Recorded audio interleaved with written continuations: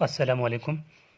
अच्छा, आज का जो टॉपिक है वो है disorders of acid base balance. मतलब ये है कि डिसऑर्डर्स मतलब बीमारियाँ, एसिड या बेस बैलेंस के मतलब ये है कि हमारे बॉडी में ना, हमारे ब्लड में कुछ इस तरह की चीज़ें होती हैं। वो क्या होती हैं अब देखेंगे। वो या तो अल्कलोसिस करवाती हैं या फिर एसिडोसिस करवाती हैं। अगर जब वो कुछ नहीं करवाती ना, तब सब कुछ अच्छा चल रहा होता है। मतलब ये है ना, जब आप किसी जगह पर होते हैं, ठीक है, आप अपने काम से अगर काम रखें तब लाइफ सही गुजरती है। अगर आप किसी से पंगे लेना शुरू कर दें, लड़ना शुरू कर दें, लाज़मी बात है या तो आप जीतेंगे, या तो आपकी इज्जत होगी, या फिर आपकी बेइज्जती होगी। यहाँ पर भी ये सिस्टम है, या तो एसिडोसिस होगा या फिर अल्कलोसिस होगा। ठीक है। तो डिस मतलब किसी भी जगह या एसिड या बेस की बैलेंस में कोई प्रॉब्लम आ जाए, कमी में कोई मसला आ जाए, तो उसी का नाम क्या है? एसिड बेस बैलेंस, यानी उसके बीमारियां हैं, यानी डिसऑर्डर्स हैं। अच्छा, दूसरी बात ये है कि ये जो वीडियो बन रही है एसिड बेस डिसऑर्डर्स की, ये एक स्टूडेंट के जो है रिक्वेस्ट से है। तो डॉक्टर, ये वीडियो आपकी उस रिक्वेस्ट की वजह से बनाया जा रहा है। तो मैं यही कहूँगा कि ये वीडियो जो है वो आपके लिए बन रही है। अच्छा देखें, सबसे पहले तो आपको पता होना चाहिए कि हमारे पास एक पीएच पीएच पेपर होता है, ठीक है, या पीएच आप कहते हैं एक वैल्यू होता है, स्टिक होता है। पीएच कहते हैं पावर ऑफ हाइड्रोजन। ठीक है, पावर ऑफ हाइड्रोजन। ये पावर ऑफ हाइड्रोजन के लिए हमारे पास एक स्केच होता है। मतलब ये है कि एक पैमा मतलब इसको एक स्केल के ज़रिए से हम इसको नापते हैं कि कैसे ये एसिड बेस बैलेंस है। ठीक है, इसको मिड से, यानी कि यहाँ पर हम लिखते हैं ज़ीरो। ठीक है, ये ज़ीरो है, ये सेवन है। ठीक है, सेवन, ज़ीरो, सेवन, और ये 14। तो ये हमारे पास स्केल होता है पीएच का। अब हम देखेंगे कि अगर कोई भी सॉल्यूशन, कोई भी ऐसी मिकदार या कोई भी ऐसी पोटेंशियल यानी पावर ऑफ हाइड्रोजन, जब वो सेवन पे होता है, तो इसका नाम है वो सॉल्यूशन या वो चीज़ या वो जो भी आप सब्सटेंस, जो भी आप समझते हैं, तो वो न्यूट्रल होता है। मतलब ये है कि ना तो वो एसिडिक है और ना ही वो बेसिक है। अगर हम सेवन से ज़ीरो की तरफ चले जाएं, ठीक है, सेवन से ज़ीरो की तरफ चले जाएं, आप ये समझ लें कि हम लोग एसिडिटी की तरफ जा रहे हैं। ठीक है, यानी जो चीज़ होगा वो एसिडिक बनता जाएगा। अगर हम सेवन से 14 की तरफ चले जाएं, यानी इससे ऊपर की तरफ चले जाएं, तब आप ये समझना कि हम या तो बेसिक की तरफ जा रहे हैं, या जो सॉल्यूशन होगा वो अल्कलाइन होगा। होपफुली आपको ये स्केच समझ आ गई है। ये स्केच ही आगे हमें सब बीमारियों के बारे में बताएगा। सेवन पे न्यूट्रल, सेवन से ज़ीरो की तरफ एसिडिक, सेवन से आउटवर्ड टू वर्ड 14, तो वो क्या होगा? अल्कलाइन होगा। अब हम कुछ ऐसी चीज़ें देखेंगे कि जो कि हमारे ब्लड में उनकी एक ख़ास मिकदार होती है। ठीक है, मसलन ये हमारे पास ब्लड है, तो ब्लड में कुछ ऐसी चीज़ें होती हैं जो कि एक लिमिट तक बर्दाश्त कर लेती है, लेकिन वो लिमिट से बाहर जाए तो ब्लड कहता है यार अब मेरे काम का नहीं है, अब आपको कोई प्रॉब्लम आ गई है। ठीक है, अब ब्लड के पास ब्लड की पीएच, लाजमी बात है, पीएच क्या होती है? एक ख़ास लिमिट होती है ना इसकी। तो ब्लड की पीएच या तो इंक्रीज़ होगा या डिक्रीज़ होगा, तभी तो बीमारियाँ होंगी। ब्लड की जो पीएच है वो क्या है? ब्लड की पीएच है 7.35 टू 7.45। ये इसकी नॉर्मल वैल्यू है पीएच की। ठीक है, यानी ब्लड की जो पीएच वैल्यू 7.35 से लेकर 7.45 है। अगर इससे कम होता है तब भी मसला है, अगर इससे ज़्यादा होता है तब भी मसला है। एग्जाम्पल हम ले लेते हैं कि ब्लड की जो मिकदार है, पीएच जो है, वो 7.35 से कम है। ठीक है, तो हम कहेंगे जो ब्लड है वो एसिडिक है। ठीक है, अगर हम कहें कि जो ब्लड की जो पीएच है वो 7.47 से ज़्यादा है, तब हम कहेंगे जो ब्लड की जो पीएच है वो अल्कलाइन है। ठीक है, या आप यहाँ कह दें कि यहाँ अगर पीएच कम है तो ये एसिडोसिस होगा, अगर ये ज़्यादा है तो अल्कलोसिस होगा। इन वर्ड्स को आपने लाजमी याद रखना है। ठीक है, कम होता है तो एसिडोसिस, इंक्रीज होता है तो अल्कलोसिस या फिर अल्कलाइन इन नेचर वो होता है। ठीक है, अब ये तो हमें पता चल गया। अब सेकंड पॉइंट आपने देखना है, बीमारियां अब सही समझ आएंगी, क्योंकि यहाँ तक तो हमने आपको बताना था कि जो ब्लड की पीएच जो है वही तो सब कुछ, सारा गेम इसी का है।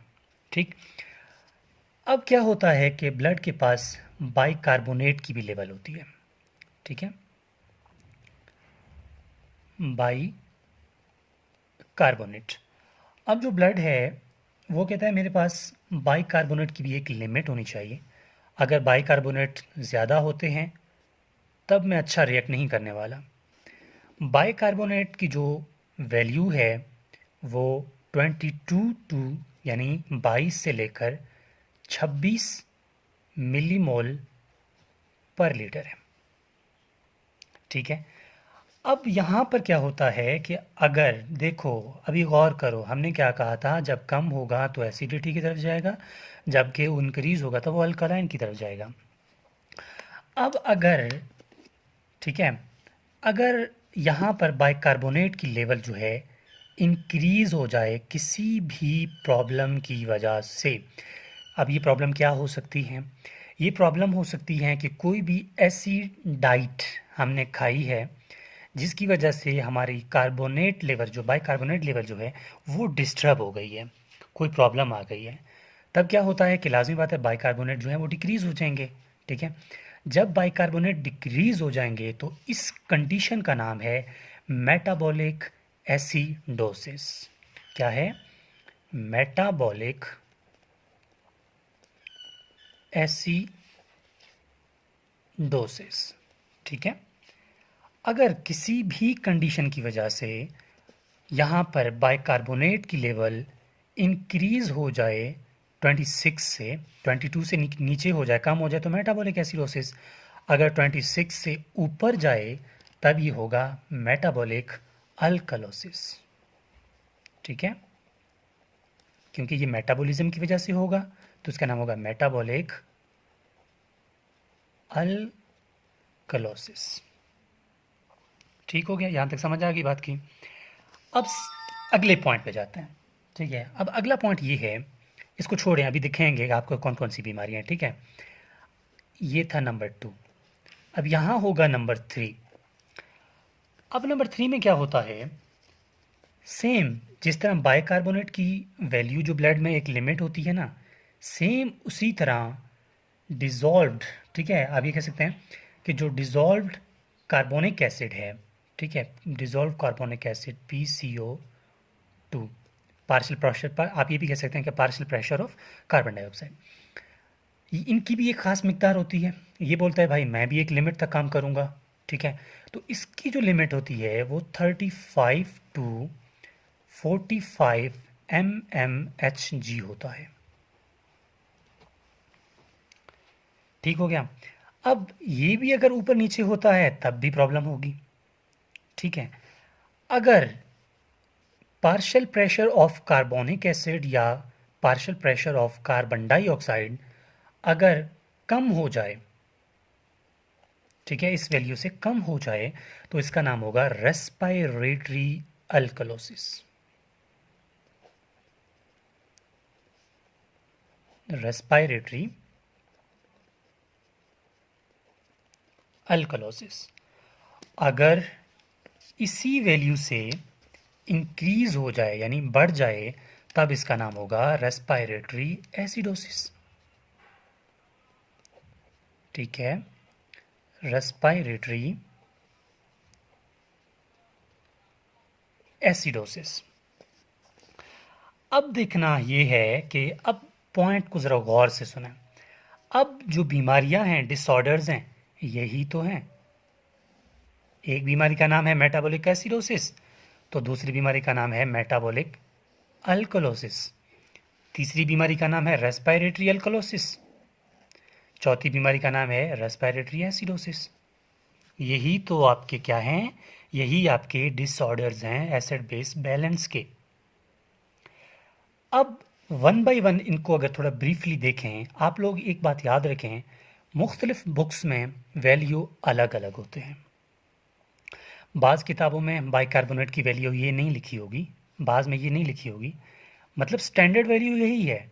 आपको मुख्तलिफ किताबों में अलग अलग मिल सकता है। देन आप बायोकेमिस्ट्री के लिए बुक आप फॉलो कर लें सत्यानारायण को, लिपिनकॉर्ट को या फिर हार्पर को, जो भी आपको सही लगता है इन तीनों को फॉलो करें, आप काम हो जाएगा। आपका बेसिक जो है आपको पता होना चाहिए कि अगर अगर कोई पूछता है तो मेटाबॉलिक एसिडोसिस किस वजह से होता है ना, मेटाबॉलिक एसिडोसिस जो है किस वजह से होता है, तो आपको पता होना चाहिए मेटाबॉलिक एसिडोसिस जो है बाइकार्बोनेट की कमी की वजह से हो रहा था। मेटाबॉलिक एसिडोसिस कमी की वजह से हो रहा था, तो अल्कलाइन मतलब अल्कलोसिस किस वजह से हो रहा था, बाइकार्बोनेट की इंक्रीजिंग की वजह से। अब थोड़ा इनको ब्रीफली देखते हैं। अब ब्रीफली इसको देखने के लिए मैं नंबर 1 पे लिखूंगा कि यहाँ पर है मेरे हिसाब से मेटाबॉलिक एसिडोसिस, ठीक है, मेटाबॉलिक एसिडोसिस।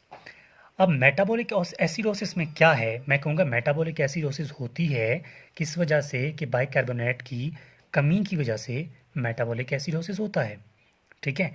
मेटाबॉलिक एसिडोसिस हमने क्या क्या, बाइकार्बोनेट की डेफिशिएंसी की वजह से होता है, तो लाजमी बात है ना, हमने भी क्या कहा था कि मेटाबॉलिक एसिडोसिस जो है, ठीक है, बाइकार्बोनेट की कमी की वजह से होता है। ये आप देखें ना, metabolic acidosis due to deficiency of क्या है, बाइकार्बोनेट की। अगर बाइकार्बोनेट की मतलब कमी हो रही है तो लाजमी बात है यहाँ पर क्या होगा, एसिड प्रोडक्शन इंक्रीज होगा।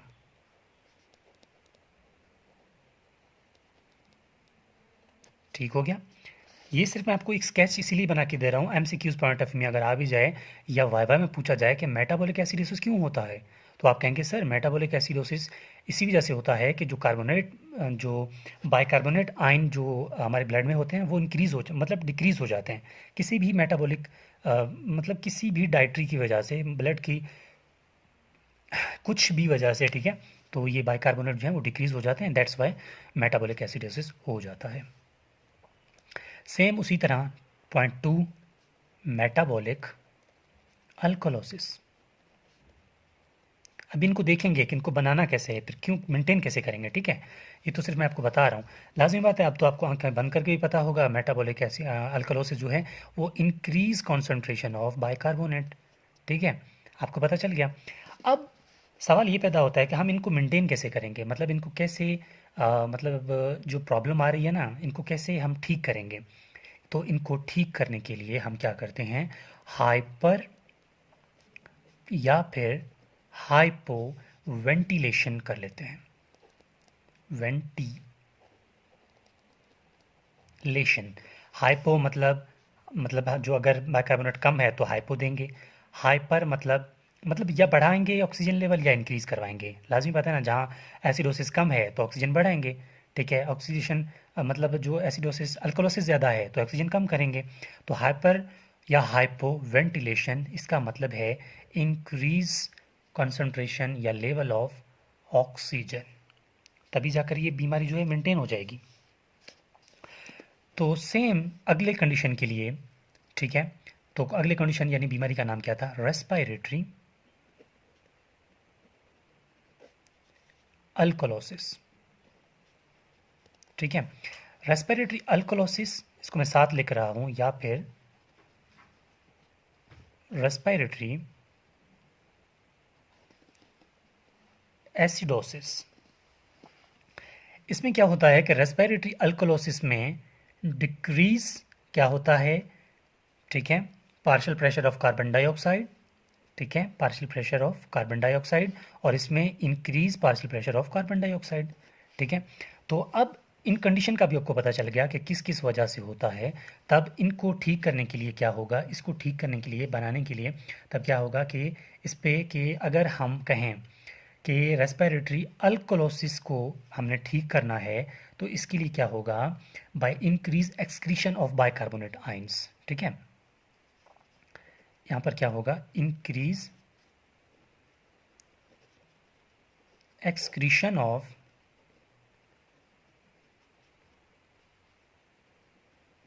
bicarbonate ions by kidney. ठीक है, किडनी से क्या करेंगे कि इससे, वो तो अब ट्रीटमेंट देंगे तभी तो पता चलेगा ना, यहाँ तो हमने सिर्फ थ्योरी पढ़ना है ना। ठीक है, तो अब क्या होगा, बाइकार्बोनेट आयन से हमें क्या करना है, किडनी से इसको रिमूव करवाना है। ठीक है, और यहाँ रेस्पिरेटरी अल्कलो एसिडोसिस में क्या करेंगे, यहाँ पर हम कंजर्व करवाएंगे, यानी बचाएंगे। ठीक है, कंजर्व्ड, कंजर्व्ड का मतलब बचाना। कंजर्व्ड, क्या कंजर्व करेंगे, बाइकार्बोनेट, कहाँ से, फ्रॉम किडनी। ठीक है, तो किडनी से हम इसको बचा लेंगे। तो यहाँ पर कंप्लीट हो जाती है कि रेस्पिरेटरी डिसऑर्डर्स कौन कौन से थे और इसको किस किस वजह से हो रहे थे। ये 4 मेन हैं, respiratory alkalosis, respiratory acidosis, metabolic acidosis या फिर मेटाबॉलिक अल्कलोसिस। तो देखें यहाँ पर कंप्लीट हो जाती है कि हमने कैसे और इसको कंप्लीट किया और कौन कौन सी बीमारियाँ थी। इसके अलावा एक रिक्वेस्ट है आपसे कि एक चैनल का नाम मैं यहाँ पर लिख रहा हूँ, इसको लाजमी आपने सब्सक्राइब करना है। ठीक है, कनाफ मरी, इस चैनल को आपने लाजमी सब्सक्राइब करना है।